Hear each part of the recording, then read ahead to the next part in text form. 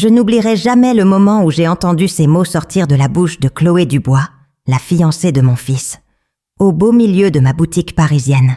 Envahisseur. Elle m'a traité d'envahisseur. Et lorsque le commissaire de police a finalement vérifié mes papiers et ordonné la réouverture du magasin, j'ai su que ma vie ne serait plus jamais la même. Mais pour comprendre comment j'en suis arrivée là, il me faut remonter le temps et raconter comment j'ai construit tout cela de mes propres mains pour finalement voir tout cela utilisé contre moi par quelqu'un que je n'aurais jamais imaginé. Je suis ravie que vous soyez là. Si vous regardez cette vidéo, aimez-la et abonnez-vous à la chaîne. Et dites-moi dans les commentaires d'où vous écoutez mon histoire. Je veux savoir où elle en est. Je m'appelle Isabelle Moreau et pendant 10 ans, depuis le décès de mon mari Laurent dans un accident de voiture sur les routes verglacées près de Lyon, j'étais tout pour mon fils, Théo. J'étais mère, père, soutien de famille, confidente et meilleure amie. Laurent nous a laissé quelques économies, mais rien qui garantisse un avenir confortable à un garçon de seulement 12 ans. J'ai donc pris la petite collection de bijoux fins que mon mari m'avait offerte au fil des ans, étudié le marché de la bijouterie et commencé à travailler comme commerçante indépendante. Je me levais à 5 heures du matin pour visiter les ateliers de bijouterie du Marais, négociais des pièces exclusives, les revendais à des particuliers et me forgeais peu à peu une solide réputation. Chaque euro que je gagnais était soigneusement réparti. Moitié pour les dépenses du ménage et les études de Théo. Moitié pour réinvestir dans l'entreprise.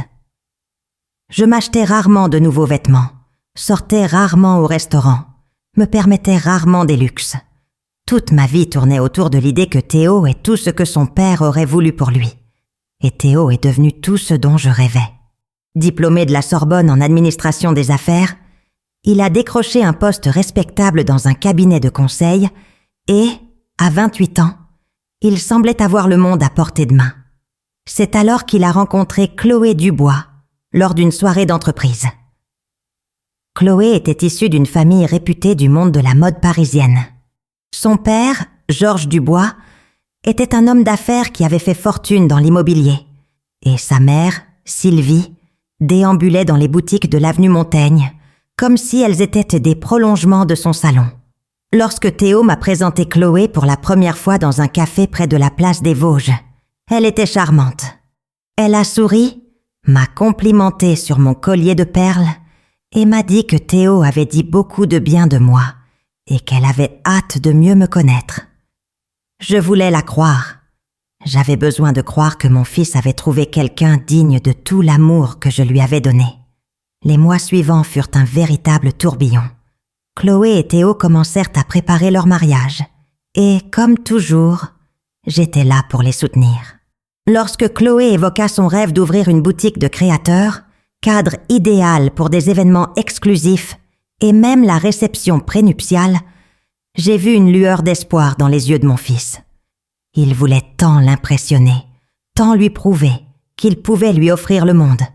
Et moi, comme toujours, je voulais l'aider. J'ai utilisé une grande partie de mes économies et contracté un prêt pour acheter une charmante boutique rue Saint-Honoré. C'était un petit espace, mais idéalement situé, avec de grandes vitrines donnant sur la rue animée et un charme parisien inimitable. J'ai tout mis à mon nom, car de fait, j'en serais l'investisseur officiel. Chloé serait la directrice artistique, l'égérie de la marque, mais j'en serais légalement propriétaire. Cela me donnait une certaine sécurité. Du moins, c'est ce que je croyais. Chloé a investi la boutique avec une énergie contagieuse. Elle a transformé l'espace en un lieu unique, avec des murs peints dans des tons ivoire et or, des portants minimalistes en bronze brossé et un lustre en cristal tchèque choisi par elle-même lors d'un voyage à Prague. J'ai tout payé, bien sûr. Chaque détail, chaque meuble, chaque mètre de tissu pour les rideaux en velours. Mais cela ne me dérangeait pas, car je voyais cela comme un investissement dans l'avenir de mon fils, dans son mariage, dans la famille qu'il construisait. Théo y passait des heures avec elle, à l'aider à disposer les mannequins, à vérifier les livraisons des fournisseurs, à prendre des photos pour les réseaux sociaux. Il semblait si heureux, si épanoui, que chaque sacrifice que je faisais semblait insignifiant comparé à son sourire. Je venais régulièrement à la boutique, apportant toujours café et croissants, le matin, proposant mon aide à la comptabilité, ou lui suggérant mes contacts dans le monde de la joaillerie qui pourraient ça lui être utile. Chloé me remerciait toujours, me serrait dans ses bras, me disait toujours que j'étais la belle-mère la plus généreuse qui soit. Je la croyais. Les préparatifs du mariage avançaient en parallèle. La cérémonie aurait lieu à la Sainte-Chapelle, suivie d'une réception au pavillon Le Doyen, l'un des restaurants les plus exclusifs de Paris. Mais avant cela, Chloé avait insisté pour un dîner intime à la boutique, réservé à sa famille et à quelques amis proches. Elle voulait célébrer ce lieu qui symbolisait le début de sa nouvelle vie, ce rêve qui se réalisait grâce au soutien inconditionnel de Théo, et selon ses propres mots, à ma générosité. J'étais ravie lorsqu'elle m'a invitée personnellement, me tenant la main et me disant que j'étais partie prenante de ce moment. J'ai même acheté une nouvelle robe, chose rare pour moi, une élégante robe bleu marine, trouvée dans une petite boutique du Marais. Je voulais être à la hauteur de l'événement. Je voulais que Théo soit fier de moi. Le soir du dîner, je suis arrivée à 19h précise. Les lumières de la boutique brillaient à travers les grandes vitrines, créant une atmosphère magique sur la rue Saint-Honoré. Les tables étaient dressées avec des nappes en lin blanc, de somptueuses compositions florales de roses blanches et de pivoine, et des flûtes à champagne brillaient dans le lustre. Les parents de Chloé, Georges et Sylvie étaient déjà là, discutant avec des amis du couple. Théo se tenait à côté de Chloé, ajustant sa cravate, tous deux semblant tout droit sortis d'un magazine de mode. À mon entrée, Chloé m'a salué d'un sourire qui, sur le moment, semblait sincère. Je me suis approchée, j'ai salué tout le monde poliment, et j'ai accepté une coupe de champagne, offerte par l'un des serveurs. Tout semblait parfait. Mais alors que la soirée avançait, et que les verres se vidaient, j'ai remarqué un léger changement dans le comportement de Chloé. Elle s'est mise à parler plus fort, à gesticuler davantage, à monopoliser la conversation, en racontant comment elle avait transformé cet espace vide en quelque chose d'extraordinaire. Elle parlait de la boutique comme si elle lui appartenait entièrement, comme si chaque décision, chaque investissement, chaque sacrifice lui appartenait exclusivement. Mon nom n'était jamais mentionné. J'étais assise là, souriant poliment, mais un malaise grandissant m'envahissait. Théo semblait indifférent, riant à ses blagues, hochant la tête à chaque mot, complètement fasciné. J'essayais de me convaincre que j'étais trop susceptible, que c'était son soir, et que je devais simplement être heureuse d'être là. Mais quelque chose en moi commença à s'agiter. Une petite voix insistante me disait que quelque chose n'allait pas. C'est alors que Georges, le père de Chloé, leva son verre et porta un toast. Il fit l'éloge de sa fille, se disant fier de l'avoir réalisé son rêve, de l'avoir bâtir un empire avant même ses 30 ans. Puis il dit quelque chose qui me glaça. Il dit qu'il était réconfortant de savoir que Théo avait choisi une femme aussi indépendante et accomplie. Quelqu'un qui n'avait besoin de personne pour réaliser ses ambitions. Ces mots résonnèrent dans la salle, et j'eus l'impression qu'on m'avait jeté de l'eau glacée au visage. J'ai dégluti difficilement, essayant de digérer ce que je venais d'entendre. Indépendante ? Réussie toute seule ? J'ai balayé la pièce du regard, ces murs que j'avais payés pour faire peindre, ce lustre que j'avais choisi personnellement, avec Chloé, un après-midi pluvieux. Chaque détail de cet espace construit à la sueur de mon front pendant des années. Et personne ne le savait. Ou pire, tout le monde le savait et préférait faire semblant. J'ai senti ma gorge se serrer, mais j'ai pris une grande inspiration et j'ai décidé que ce n'était pas le moment de faire une scène. Après tout, c'était la soirée de fête de mon fils et je ne voulais rien gâcher. Alors, j'ai forcé un sourire, applaudi poliment avec les autres, et pris une autre gorgée de champagne, essayant de noyer le sentiment d'invisibilité qui commençait à me ronger. Mais Chloé n'avait pas terminé. Après le toast de Georges, elle se leva, les joues rouges sous le champagne et les projecteurs, et commença à parler de ses projets pour la boutique. Elle parla d'expansion dans d'autres villes, de création de sa propre ligne d'accessoires, de transformation de l'espace en un haut lieu de la mode parisienne. Puis, au beau milieu de son discours passionné, elle me regarda droit dans les yeux et dit quelque chose qui me stupéfia complètement. Elle dit qu'elle espérait qu'après le mariage, tout le monde respecterait son espace et comprendrait que la boutique était un environnement professionnel, pas un lieu de rencontre mais amical. Elle ne prononça pas mon nom, mais tout le monde dans la salle savait exactement à qui s'adressait ce message. J'ai senti tous les regards se tourner vers moi, certains curieux, d'autres gênés, et je ne pus réagir. Je restais figée, un verre à la main, le visage brûlant d'humiliation. Théo, mon fils, le garçon que j'ai élevé seul, celui pour lequel j'ai tout sacrifié, ne dit absolument rien. Il était assis à côté d'elle, les yeux rivés sur son assiette, jouant avec sa serviette, évitant mon regard. À cet instant, je compris qu'il savait pertinemment ce qui se passait et qu'il avait choisi le silence. Il l'avait choisi. La douleur que je ressentais était physique, comme si quelqu'un m'avait planté un couteau dans la poitrine et l'avait lentement tordu. Mais je n'allais pas pleurer là. Je n'allais pas lui donner cette satisfaction. J'ai donc terminé mon champagne, posé délicatement le verre sur la table et me suis levée en disant que j'étais un peu fatiguée et que je rentrerais tôt. Chloé n'a même pas essayé de me convaincre de rester. Elle s'est contentée de me saluer d'un signe de la main, de me souhaiter une bonne nuit avec un sourire superficiel et s'est tournée vers les invités. Théo a marmonné quelque chose à propos de m'appeler le lendemain, mais je savais que ce n'était qu'une phrase creuse. Ce soir-là, j'ai quitté la boutique le cœur lourd, mais aussi avec une lucidité que je n'avais pas ressentie depuis longtemps. En parcourant les rues illuminées de Paris, croisant des couples rieurs et des touristes photographiant la tour Eiffel au loin, j'ai commencé à reconstituer un puzzle que je refusais de voir. Les visites de plus en plus rares de Théo chez moi, les messages de plus en plus courts et génériques, la façon dont Chloé détournait toujours la conversation lorsque j'abordais des questions juridiques ou contractuelles à la boutique.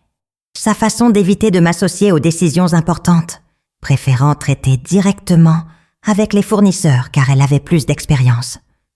Tout a commencé à prendre sens, d'une manière douloureuse et limpide. Elle me repoussait délibérément, construisant un récit où elle était l'unique propriétaire de cet empire. Et Théo, aveuglé par la passion, ou peut-être par commodité, laissait faire. Les jours suivants, j'ai essayé de joindre Théo. J'ai appelé, envoyé des SMS et demandé à le rencontrer en personne. Il avait toujours une excuse. Il était occupé, avait des rendez-vous avec l'organisatrice du mariage, ou avait besoin d'aider Chloé pour une urgence à la boutique.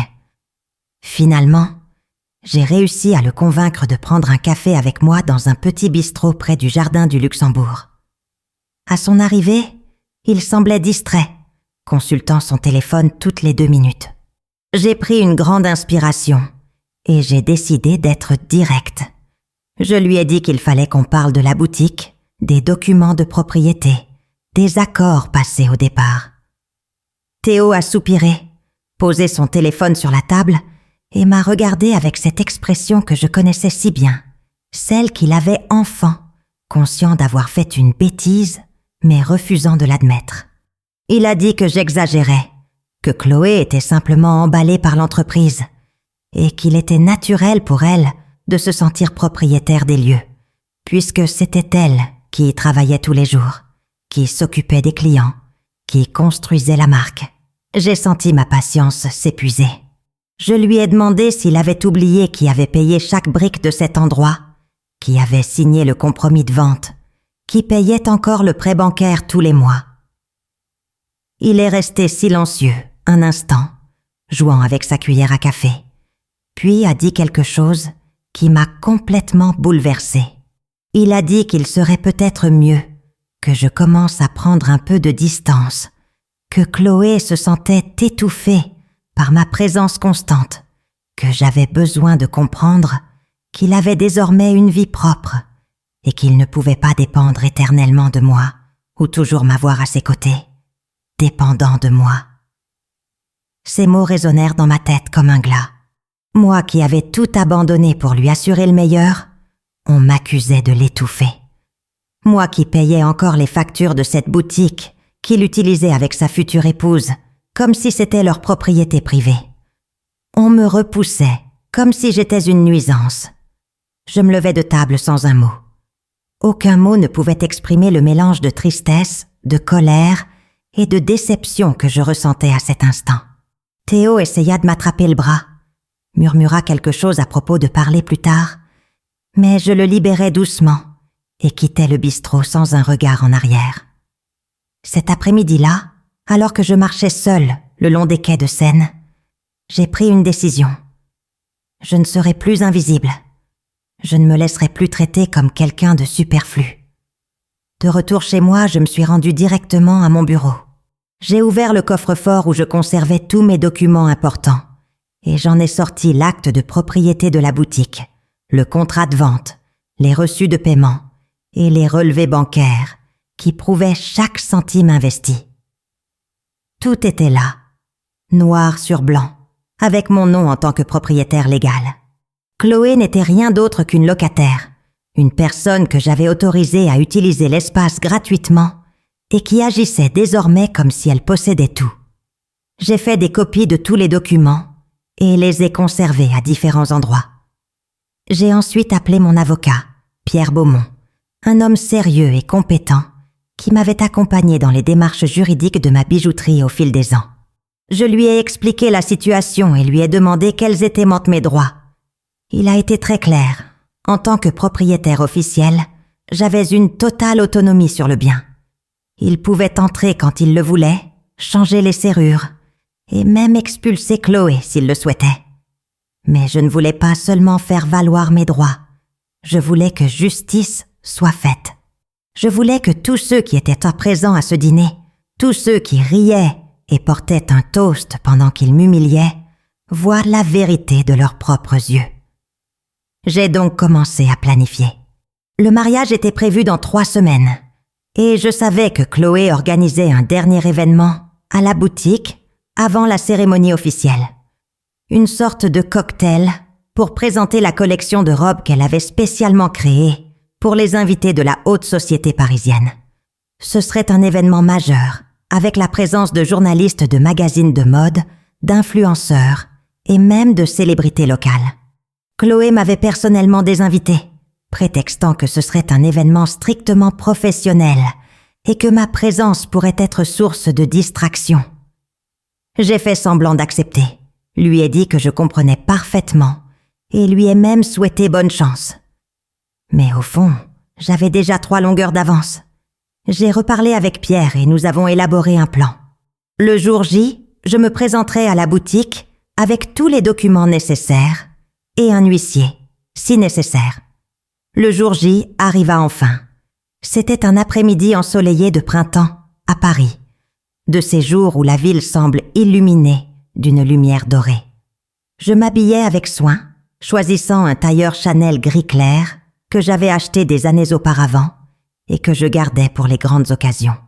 J'attachai mes cheveux en un élégant chignon, mis mon collier de perles et pris mon sac en cuir italien où je rangeais soigneusement tous mes documents. Pierre me retrouva au coin de la rue Saint-Honoré, accompagné d'un huissier nommé Maître Renard. Je lui expliquai rapidement la situation et il me confirma qu'en tant que propriétaire légal, j'avais parfaitement le droit d'accéder à mon bien. J'inspirais profondément, le cœur battant, et me dirigeais vers la boutique. À travers les fenêtres, je voyais que la fête battait déjà son plein. Il y avait au moins 50 personnes à l'intérieur, toutes élégamment vêtues, flûte à champagne à la main, riant et prenant des photos.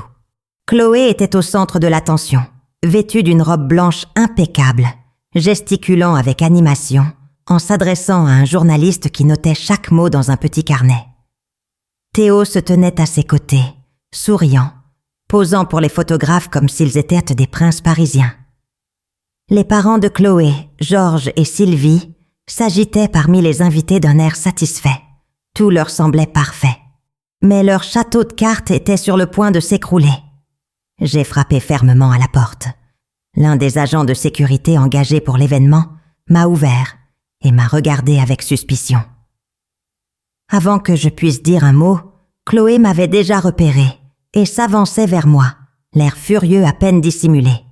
Elle s'est interposée entre moi et l'entrée et a annoncé, assez fort pour que plusieurs personnes l'entendent, que je n'étais pas le bienvenu, qu'il s'agissait d'un événement privé et que je devais partir immédiatement. Je suis restée calme et lui ai dit que je devais entrer, car c'était mon établissement. Elle a ri d'un rire forcé et m'a dit que je délirais, que la boutique était la sienne et que si je ne partais pas volontairement, elle appellerait la police. C'était exactement ce que je m'attendais à ce qu'elle dise. J'ai donc simplement affirmé haut et fort qu'elle avait parfaitement raison d'appeler la police et que j'avais déjà tout organisé moi-même. Chloé blêmit. Théo s'approcha, cherchant à comprendre ce qui se passait, et aperçut Pierre et l'huissier derrière moi. Il murmura mon nom, mais je l'ignorais complètement. Quelques minutes plus tard, un commissaire de police, l'inspecteur Moreau, sans aucun lien de parenté avec moi malgré l'ironie de nos noms, arriva sur les lieux, accompagné de 2 agents. Chloé se mit aussitôt à pester, me traitant d'intrusion sur sa propriété, de sabotage de sa fête, de belle-mère folle et obsessionnelle qui n'acceptait pas que son fils grandisse. Elle pleura, gesticula et me désigna du doigt comme une criminelle. Les invités regardèrent patte bouche bée. Les photographes avaient arrêté de photographier les robes et braquèrent maintenant leurs appareils sur la scène qui se déroulait. La journaliste continua à tout noter furieusement dans son carnet. L'inspecteur Moreau nous a exhortés à garder notre calme et nous a demandé à tous 2 de présenter nos papiers. Chloé s'est mise à bégayer, affirmant que ses documents étaient au bureau, qu'elle n'avait rien sous la main pour le moment, mais que la boutique lui appartenait manifestement, car elle y avait investi des mois de travail. J'ai simplement ouvert mon sac, sorti le dossier contenant tous les documents parfaitement classés et l'ai tendu à l'inspecteur. Il a examiné chaque page attentivement. L'acte d'achat à mon nom, les reçus de paiement, les relevés bancaires, le registre du commerce mentionnant Isabelle Moreau comme propriétaire légale. Le silence dans la boutique était assourdissant. Même le tintement des flûtes de champagne avait cessé. L'inspecteur leva les yeux de ses documents et regarda Chloé. D'un ton professionnel mais ferme, il déclara que tout était en ordre et que j'étais bien le propriétaire légal de l'établissement. Puis il se tourna vers moi et me demanda ce que je voulais faire. J'observais tous les visages choqués autour de moi. Chloé qui ressemblait maintenant à une enfant prise au piège d'un mensonge. Théo qui commençait enfin à comprendre l'ampleur de ce qu'il avait laissé se produire. Et je dis d'une voix impassible qu'il était temps que tout le monde quitte mon établissement. Chloé tenta de protester, criant que c'était absurde, qu'elle avait des invités importants, que son événement était gâché. Mais l'inspecteur était catégorique. Si, en tant que propriétaire, je demandais aux gens de partir, ils seraient obligés de le faire. Et puis vint le moment le plus heureux de ma vie. L'inspecteur donna l'ordre, et les agents de sécurité que Chloé avait engagés pour empêcher les indésirables comme moi d'entrer durent maintenant escorter ses propres clients. Les portes qui m'avaient été claquées au nez se rouvrirent sur mon ordre. Chloé quitta la boutique en pleurant, soutenue par Sylvie qui me lançait des regards de pure haine. Georges tenta de négocier, me proposant de me rembourser le loyer, mais je répondis simplement que je n'étais pas intéressée. Théo resta planté au milieu du trottoir, me regardant avec une expression mêlant honte et incrédulité. Il essaya de s'approcher, marmonna quelque chose à propos de parler, mais je secouai la tête et dis que ce n'était pas le moment. Puis je refermai les portes de la boutique, redevenue mienne, et pris une grande inspiration pour la première fois depuis des mois. Les semaines suivantes, les choses se sont précipitées. L'histoire a fuité sur les réseaux sociaux et dans les colonnes People des magazines parisiens. La mariée qui avait tenté de cambrioler la boutique de sa belle-mère. Le titre variait selon les publications, mais l'essentiel était toujours le même. La réputation de Chloé dans le monde de la mode s'est effondrée du jour au lendemain. Les marques ont annulé leur partenariat, les influenceurs ont publiquement pris leur distance, et même certains de ses amis les plus proches ont commencé à se demander sur quels autres mensonges elle avait pu mentir. Le mariage a été annulé 2 semaines plus tard. Théo a finalement ouvert les yeux et a compris qu'il avait été manipulé par quelqu'un qui ne voyait en lui qu'un moyen d'acquérir un statut social et de l'argent. Il a tenté de s'excuser, se présentant à ma porte avec des fleurs et des larmes, me disant qu'il avait été un idiot, qu'il avait trahi ma confiance et qu'il ferait tout pour se racheter. J'ai accepté ses excuses car il est à mon fils et le sera toujours, mais je lui ai clairement fait comprendre que les choses ne seraient plus jamais comme avant. La confiance, une fois brisée, met des années à se reconstruire. Quant à moi, j'ai transformé la boutique en un lieu véritablement personnel. Non pas une boutique de vêtements, mais une galerie spécialisée dans les bijoux de créateurs, alliant mon expertise en haute joaillerie au magnifique espace que j'avais créé. J'ai noué des partenariats avec des artisans locaux, commencé à exporter vers des clients internationaux et, en 6 mois, mon chiffre d'affaires a triplé. Chaque fois que je franchis ces portes, je ressens une vague de fierté et de liberté. Ce n'est pas seulement une entreprise, c'est un symbole de ma résilience, de ma force et de mon refus d'être invisible. La leçon que j'ai tirée de tout cela est simple, mais puissante. Ne laissez jamais personne, pas même votre propre enfant, vous faire sentir indigne d'occuper l'espace que vous vous êtes créé. Le sacrifice et la générosité sont de belles vertus, mais pas lorsqu'ils sont utilisés comme armes contre vous. Aujourd'hui, avec le recul, je ne ressens plus ni colère, ni tristesse. Je suis reconnaissante d'avoir eu le courage de me défendre, de revendiquer ce qui m'appartenait et de reconstruire ma vie à ma façon. Et s'il y a un message que j'aimerais transmettre à tous ceux qui m'écoutent, c'est celui-ci. Vous êtes plus fort que vous ne l'imaginez, plus précieux qu'on ne le croit, et il n'est jamais trop tard pour réécrire votre propre histoire. Car au final, la plus grande victoire n'est pas de vaincre les autres, mais de se reconquérir soi-même.